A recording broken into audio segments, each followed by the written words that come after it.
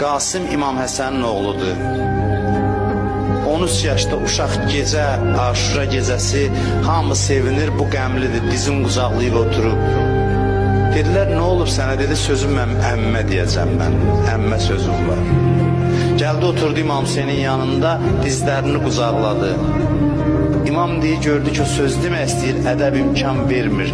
Baxdı ona, dedi ki, ay mənim qardaşımın balası, nəsə sözüm var deyəsən.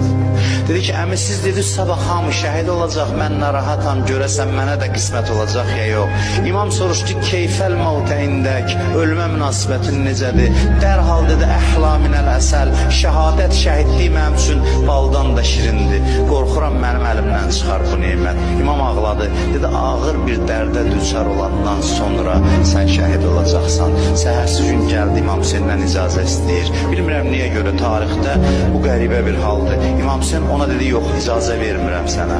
Deyirlər ki, dedi, icazə vermirəm. Düşdü, əllərindən öpdü. Düşdü ayağından öpməyə, İmam deyir, onu qaldırdı, bağrına bastı. Uzaqlaşdılar, qaldılar. Bir müddət sonra bir cür vasitə ilə icazə aldı, İmamın əlindən çıxdı, icazə ilə getdi meydana. Düşmən yazır ki, 14 gecəlik ay kimi cavan oğlan gəldi meydana. Əyninə zireh tapılmamışdı. Dedi ki, o kəs ki, onu öldürmək istəyirsiniz, o mənim əmim Hüseyndir, onu siz öldürmək istəyirsiniz. Mən Həsən oğlu Qasiməm. Danışdı, deyir, namərdlər hücum elədilər, çox şücaətlə vuruşdu, 100 nəfər mühasirəyə almışdı, çağırdı ki, va əmma, ey əmim.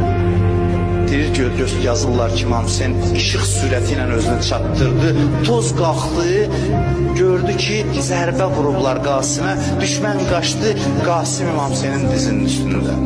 Ayaqlarını deyir, yerə vurur, əmsini çağırır. İmam Hüseyin ağlayır ki, mənim üçün çox çətindir, səni bu halda görüm, kömək eləyə bilməyim. Ayaqların qaldırıb vururdu.